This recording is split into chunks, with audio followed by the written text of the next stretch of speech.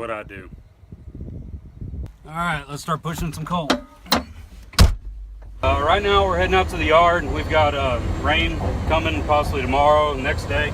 So we're stockpiling dry coal to get us through tonight and possibly into next couple days. If I'm assigned to a machine, that'll basically be my task for the day, is to make sure that the plants constantly get coal and make sure it's dry and make sure it is where we need it. We have two different kinds of coal for different kinds of plants. For our older units, we burn ultra low sulfur coal, and for our regular units, which would be spruce 1 and 2, we burn regular PRB coal.